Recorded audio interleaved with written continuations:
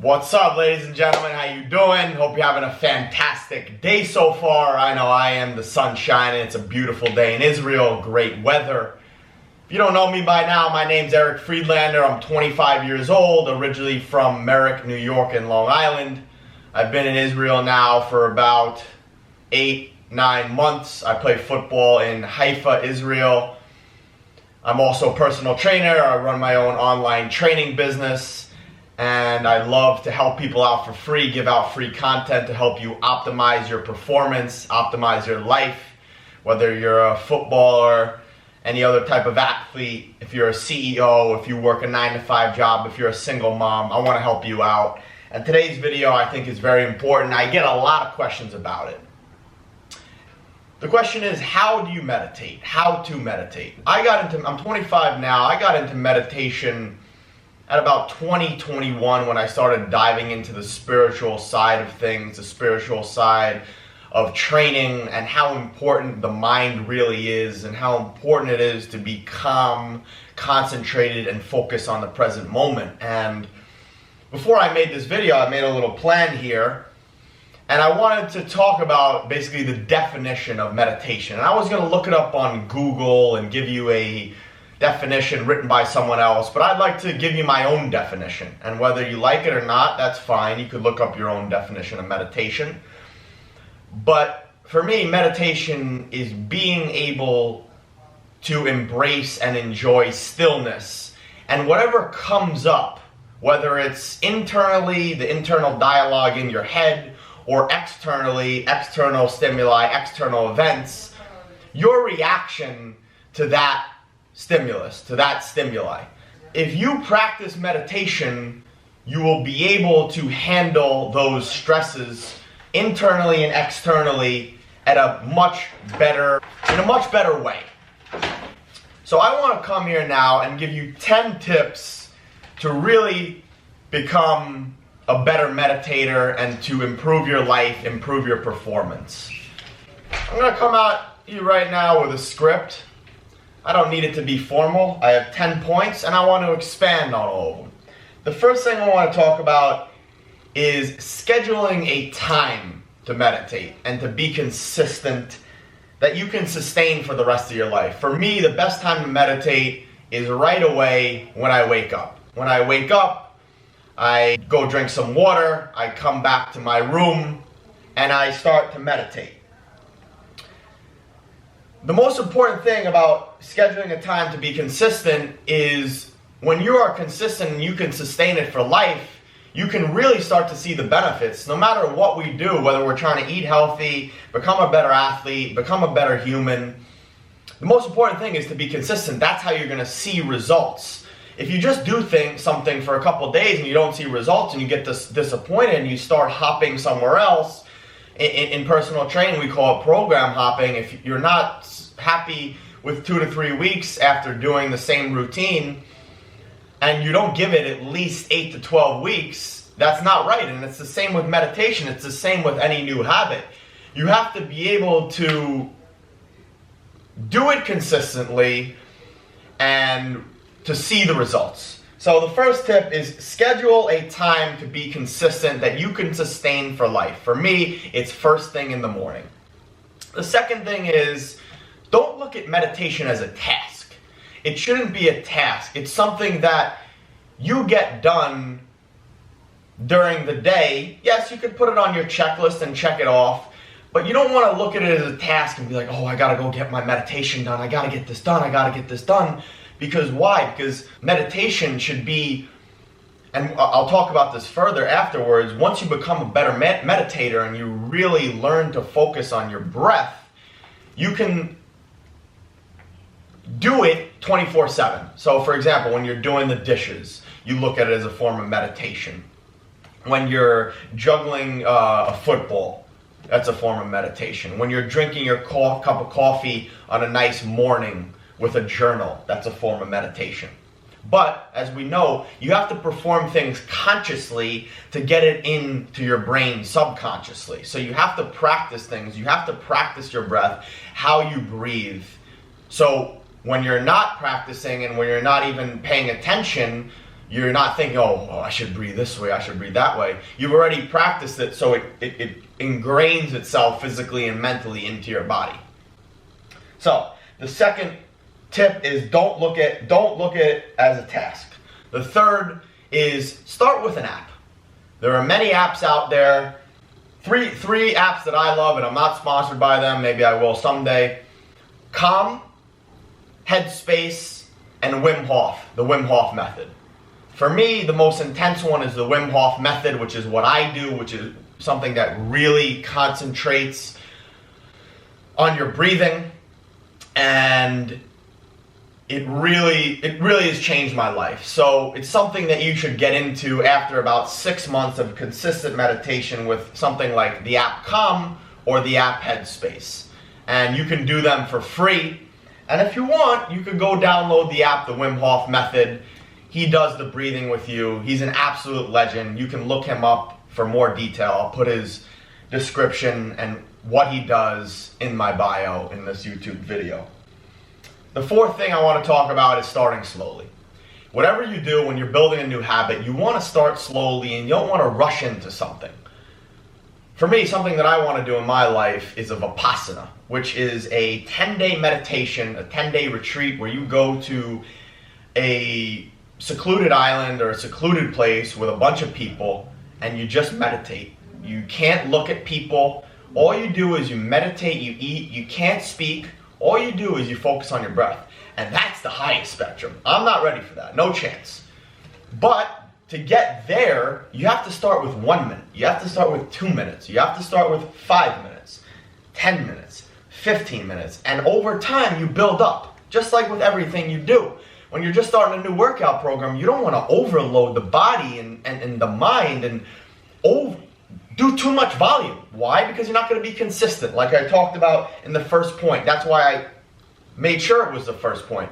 If you're not consistent and you can't sustain it, there's no point in starting it. So, start slowly and build up, whether it's 2 minutes, 5 minutes, 10 minutes, 15 minutes. Start slowly, and as always, something is better than nothing. The fifth tip for me, and one of the most important tips, is breathe through your nose, nasal breathing. Focus on nasal breathing in whatever you do when you're meditating and you're focusing on your breath. And you may ask, why? In your nasal passage, you have, so let me start off with this. There are two branches of the nervous system. You have a parasympathetic and a sympathetic. And there could be a third one, which could be the enteric, which is focused on the gut. But for this video, I want to focus on the parasympathetic and the sympathetic. The parasympathetic is the one where you want to be as much as possible when you're resting and you're recovering. Parasympathetic is rest and digest. It's the best place to recover your body, recover your mind, recover your nervous system, recover your muscles. The best place to digest your food and absorb your nutrients. That's why people always talk about it's important to do deep breathing before eating, so you can really absorb the nutrients, and it's also important to be mindful when you're eating. The sympathetic nervous system is a fight or flight mechanism. So it's something we can date back to when Homo sapiens, when humans first came on the earth. If an animal was chasing them, they had to be in fight or flight to save their life, and it's a necessary thing. We need fight or flight. We need that sympathetic branch of our nervous system. That's why over evolutions, humans have found out more about it. But what I'm referring to here, why I'm talking about nasal breathing, is when people are stressed and they feel like they can't catch their breath, they can't focus on their breathing.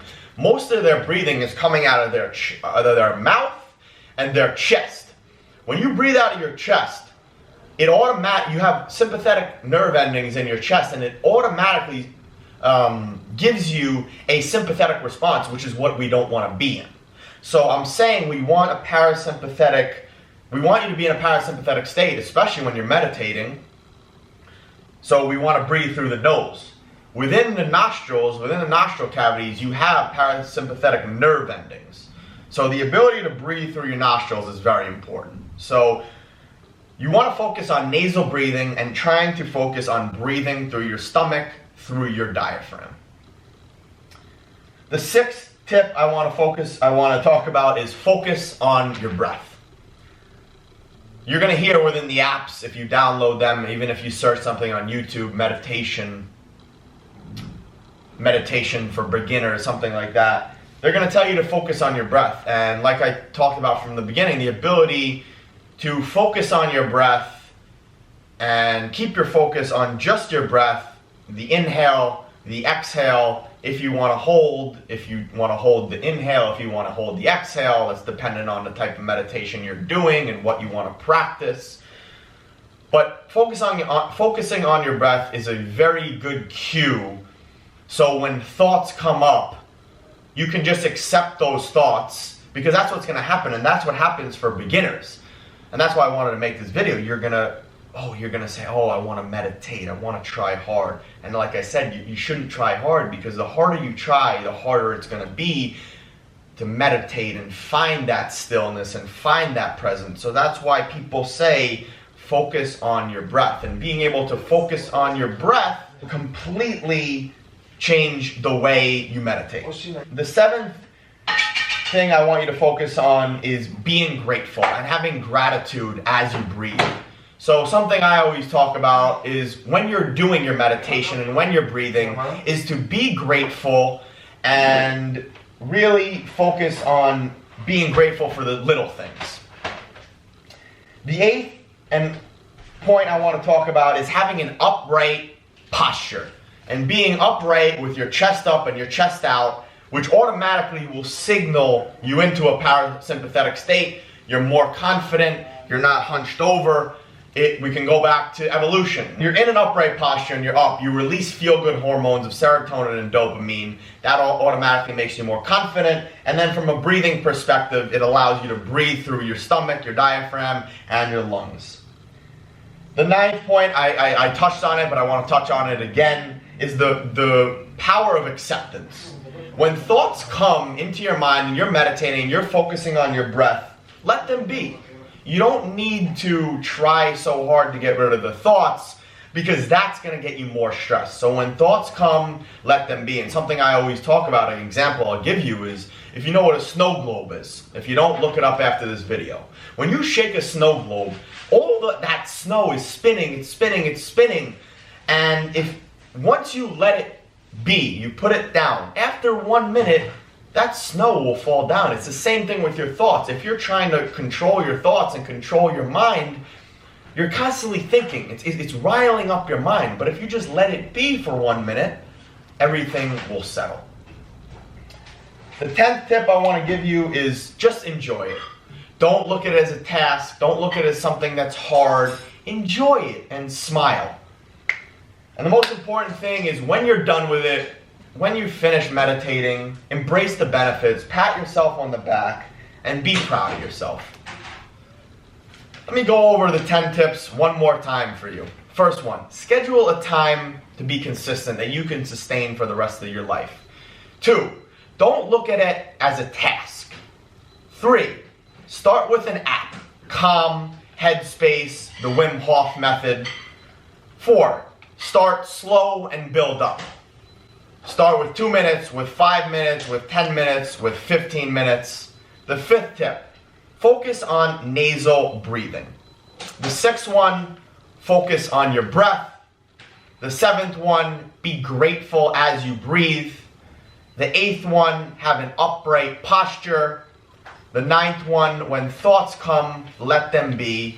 The 10th one, and most importantly, enjoy, smile, be proud of yourself.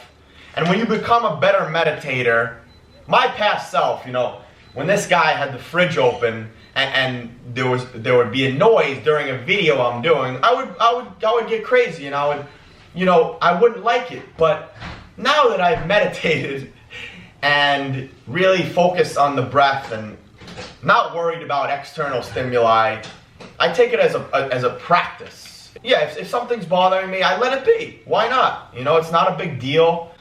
And yeah, I hope you guys enjoyed the video. I hope I pointed out to you why meditation's a great practice, something that you should really get into, especially in these times, these corona, these uncertain times. It's something that you should invest your time in. It's well worth it. It's well worthy. Thanks so much for watching the video. If you have any questions, as always, let me know. Drop a comment. As always, reach out to me on Instagram. I'll help you out. Have a good rest of the day. Stay healthy. Stay calm. Enjoy.